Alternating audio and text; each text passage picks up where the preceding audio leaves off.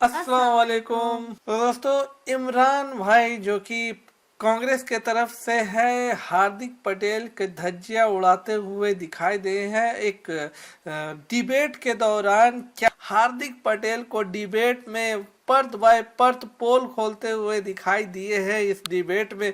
ये देखने वाले हैं, रिएक्शन देने वाले हैं इस वीडियो पे, क्योंकि हार्दिक पटेल जो है वो पहले कांग्रेस में ही थे। उनके हृदय परिवर्तन होने के बाद, ये यूँ कहो कि लालच बढ़ने के बाद, वो किस तरह से बीजेपी में चले गए और क्या क्या बातें हुई है इस डिबेट में, इस बारे में इस पूरे वीडियो को हम लोग देखने वाले हैं। तो चलिए वीडियो को स्टार्ट करते हैं, इसमें रिएक्शन देते हैं और देखते हैं डिबेट में क्या क्या होता है। किस तरह से गोदी मीडिया की धज्जियां उड़ा दी है इमरान शेर ने। इमरान शेर आते ही तो तबातोड़ अपने बातों का बांध चलाना स्टार्ट किया है। तो चलिए स्टार्ट करते हैं और देखते हैं इस डिबेट को, एंजॉय करते हैं। तो चलिए स्टार्ट करते हैं।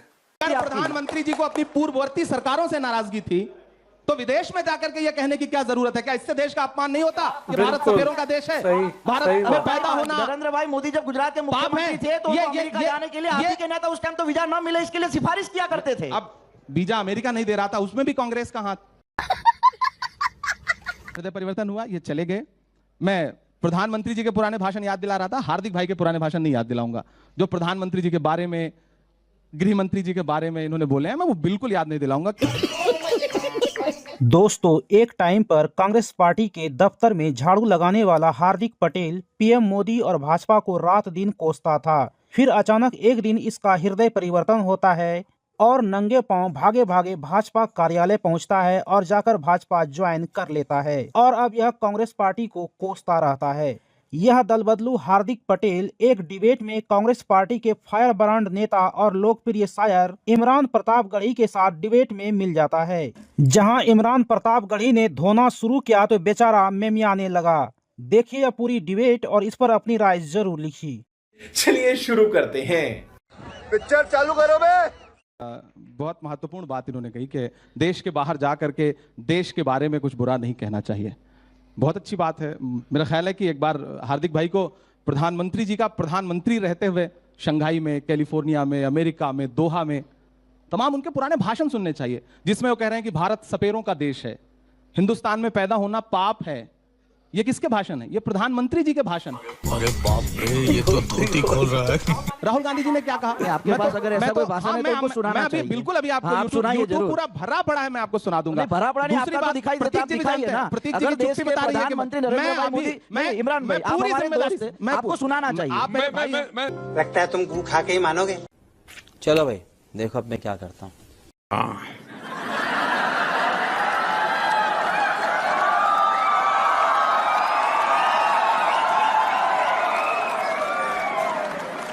जो 85 पैसा घिस लेता था सरकार, यार पता नहीं पिछले जन्म में क्या पाप किया था, हिंदुस्तान में पैदा हुए। ये कोई देश को बर्बाद, ये कोई सरकार है, ये कोई लोग है? चलो छोड़ो, चले जाए कहीं और। छोड़ो यार, डूब गए, कुछ होगा नहीं। अरे भगवान बचाए भाई, पता नहीं पिछले जन्म में क्या पाप किए हम हिंदुस्तान में पैदा हुए। हमारे यहाँ पहले जो सरकारें थी वो इस बात का गर्व करती थी कि हमने ये कानून बनाया, हमने वो कानून बनाया, हमने ढीकना कानून बनाया, हमने फलाना कानून बनाया। सुना दो? नहीं, सुना दो। कवाली बेइज्जती। प्रधानमंत्री, मैं आपका एतबार करता हूं। अब मैं एक बात कह रहा हूं कि हार्दिक भाई ने कहा कि राहुल गांधी जी को बाहर जाकर के ये सब बातें नहीं बोलनी चाहिए।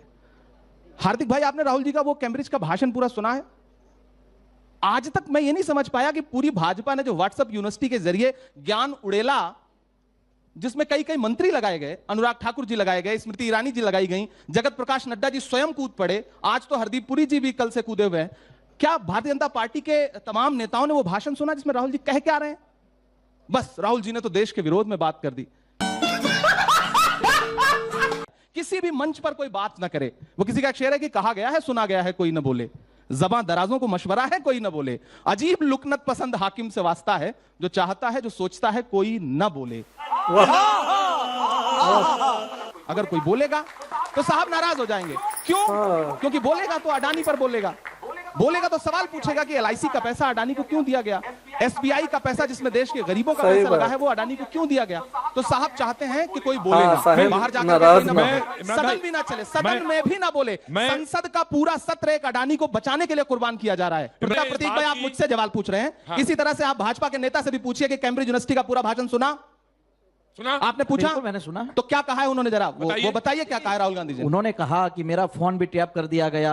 उन्होंने कहा इसमें कौन सा लोकतंत्र का हनन हो गया? भारत की इसमें कौन सा इमरान भाई, अगर आपको भारत में भारतीय जनता पार्टी के किसी भी नेता से नाराजगी है तो आप उनको टारगेट कीजिए, हमें कोई दिक्कत नहीं है। लेकिन बाहर जाकर अगर आप ये कहेंगे कि भारत में ये चल रहा है तो 4-5 नेता नहीं, पूरा भारत बोलेगा आपके खिलाफ। अभी बताता है भाई, अभी बताता है, अभी तूने उंगली किया ना, अभी बताता है। प्रधानमंत्री जी को अपनी पूर्ववर्ती सरकारों से नाराजगी थी तो विदेश में जाकर के ये कहने की क्या जरूरत है? क्या इससे देश का अपमान नहीं होता कि भारत सपेरों का देश है? मुझे कैसे भी करके निकाल मेरे भाई, मैं फंस गया। भारत में पैदा होना। नरेंद्र भाई मोदी जब गुजरात के मुख्यमंत्री थे तो अमेरिका जाने के लिए आप ही के नेता उस टाइम तो वीजा न मिले इसके लिए सिफारिश किया करते थे। अब वीजा अमेरिका नहीं दे रहा था, उसमें भी कांग्रेस का हाथ। हर चीज में नेहरू जी का हाथ, हर चीज में कांग्रेस का हाथ। आपके लिए इतना कांग्रेस अडानी पे ना, अडानी पे सवाल ना करें, अडानी पे इतना उछल क्यों जाती है पूरी भाजपा? मैं आपको बताऊं प्रतीक जी, जिस दिन से सत्र शुरू हुआ, आप अडानी पर भी, और दूसरी बात ये भी है, जिस दिन से सत्र शुरू हुआ है, सुनिए, आप भी अडानी और अंबानी पर सबसे ज्यादा जोर डालते हैं ना। जिस दिन से सत्र शुरू हुआ है, राहुल गांधी जी के भाषण के बाद जिस दिन से सत्र शुरू हुआ, 1 मिनट भी सदन नहीं चला। क्यों? क्योंकि पूरी भाजपा खड़ी हो जाती है और सदन को स्थगित करा देती है। संसदीय इतिहास में पहली बार ऐसा हो रहा है कि सत्ता पक्ष सदन को स्थगित करवा रहा है, हमें सदन में बोलने नहीं दिया जा रहा। जिस दिन राहुल जी लौट के आए, अगले दिन पूरी कांग्रेस खड़े होकर कह रही थी भाई आप राहुल गांधी जी से कह रहे हो कि माफी मांगो, तो राहुल गांधी जी आ गए, राहुल गांधी जी ने कहा हमें बोलने का मौका दीजिए। पूरा सदन म्यूट कर दिया गया। आपने विजुअल देखे होंगे। अगर हम करें तो करें क्या, बोले तो बोले क्या? तो आप हमें बताइए कि फिर इस देश में लोकतंत्र है ना? विपक्ष को बोलने की आजादी, बोलने का मौका अगर संसद में भी नहीं मिलेगा। वो विजुअल आपने नहीं देखा कि जब सारी विपक्षी पार्टियों के सांसद मार्च कर रहे हैं, एक तरफ देश के लोकतंत्र का सबसे बड़ा घर और एक तरफ महामहिम राष्ट्रपति जी का आवास और बीच में विजय चौक और कम से कम सैकड़ों से ज्यादा, हजारों कह सकता हूं तादाद में पुलिस फोर्स और बीच में तकरीबन 200 सांसद। क्या आपको नहीं लगता कि लोकतंत्र को बिल्कुल बंधक बनाने की स्थिति बना दी गई है? तुम्हें शर्म है? कुछ शर्म आया है? चर्चा है बुलडोजर की, मैं वहां आता हूं। जहां चाहे आप वहां चलें। हाँ, नहीं, आपकी जहां इच्छा हो वहीं ले चलेंगे। तो बुलडोजर की चर्चा है, मॉडल की बड़ी चर्चा है।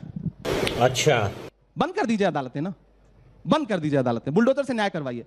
देश के हर राज्य में अदालत का कोई काम नहीं है। आपको लगता है कि प्रतीक गलत है, प्रतीक का घर गिरा दीजिए। प्रतीक के बीवी, प्रतीक के बच्चे, प्रतीक के पिता, प्रतीक के कोई भी कहां रहेगा उससे कोई मतलब नहीं। भारत का संविधान यही कहता है। अगर आपको यही न्याय लगता है, वो अतीक हो, वो धनंजय हो, वो ब्रजेश सिंह हो, वो मुख्तार हो, वो कोई भी हो, कर दीजिए न्याय। इसी से अगर यही न्याय है तो न्याय करिए। फिर अदालतों की आवश्यकता लगती है आपको? क्योंकि आपको बता तो मुझे आनंद होता है कि योगी आदित्यनाथ जी का मेरी असेंबली में रोड शो था। मैं 25 बुलडोजर लाया था उनकी रोड शो में। अगर जहां सही जगह होगी वहां बुलडोजर चलेंगे और जिनको नाराजगी है वो टीवी में आके बोल सकते हैं। कैसा? देखिए, राजनीति कहां आकर के खड़ी है और राजनीति ने अपना मकसद क्या बना लिया है। प्रधानमंत्री जी का अभी भाषण कहेंगे हार्दिक भाई तो वो भी सुना दूंगा। उन्होंने कहा कि मैं 2022 में इस देश के हर व्यक्ति के सर पर पक्का मकान देखना चाहता हूं, दूंगा मैं, आवास दूंगा मैं। मध्य प्रदेश के ऐसे आपको डॉक्यूमेंट दे दूंगा, ऐसे लोगों के मकान तोड़े गए जो प्रधानमंत्री आवास योजना से बने थे। उसको भी नहीं छोड़ा। गलती किसकी है? जांच का विषय हो, जांच का पहले घर तोड़ दीजिए, फिर जांच का विषय है। अदालतें बंद कर दीजिए, बंद कर दीजिए अदालतें। न्यायपालिका की आवश्यकता आपको महसूस होती है फिर? अरे क्यों नहीं, हम न्याय के एक ये लैंड है, लॉ ऑफ द लैंड है। तो फिर न्याय कौन करेगा? न्यायालय करेगा। नेताजी गुस्से में हैं, घर तोड़वा देंगे। लेकिन आपने कहा दरोगा जी गुस्से में हैं, एसडीएम साहब गुस्से में हैं, घर तोड़ देंगे। 99 सीटों पर आप लड़े उत्तर प्रदेश पे, 387 पर जमानत जब्त हो गई। आप देख ही रहे हैं। प्रतीक जी, मैं बहुत संवेदनशीलता के साथ एक बात कहना चाहता हूं। अब ये मत बताइएगा, अब ये मत कहिए कि हम चुनाव लड़ रहे हैं, जीत हार हमारी राजनीति में नहीं है। सामान्य तरीके से बहुत संवेदनशीलता से एक बात कह रहा हूं। क्या जीत ही हर चीज का पैमाना है? वाह, तो आप क्या जीत ही तय करेगा कि जो गलत है वो भी सही है? बिल्कुल, अगर राजनीति में है तो राजनीति में है तो जीत ही तय करेगा ना। उस दिन जिस दिन सारे आपके भी कुछ पत्रकार साथी यहाँ बैठे होंगे, कुछ पत्रकार साथी भी वहां थे जिस दिन सांसदों ने मार्च निकाला, पार्लियामेंट से बाहर निकले और बैरिकेड कर दिया गया। सिर्फ सांसद बैरिकेड नहीं किए गए थे, सारे पत्रकार, लोकतंत्र का चौथा खंभा 200 मीटर दूर बैरिकेड किया गया था। एक बाइट लेने को तरस रहे थे क्योंकि जीत है उनके पास। तो अगर जीत ही सब कुछ पैमाना है तो जितने संस्थान है सब ढहा दीजिए, मीडिया को बैरिकेड कर दीजिए। संभल याद है, संजय राणा नाम का छोटा सा पत्रकार मंत्री गुलाबो देवी से उसने सवाल कर लिया, अगले दिन जेल में था। जीत पैमाना है तो ये भी बर्दाश्त करिए, जितने संस्थान है सबको कुचल दीजिए। ये यहाँ बातें बैठ के कहना बहुत आसान है। जमुना उपाध्याय का एक शेर है, ये चूनर धानी धानी भूल जाते, ये पूर्वा की रवानी भूल जाते, जो आकर 4 दिन गांव में रहते तो सारी लंतरानी भूल जाते। क्या बात है। हार्दिक अच्छे व्यक्ति हैं, हमारे पुराने सहयोगी हैं।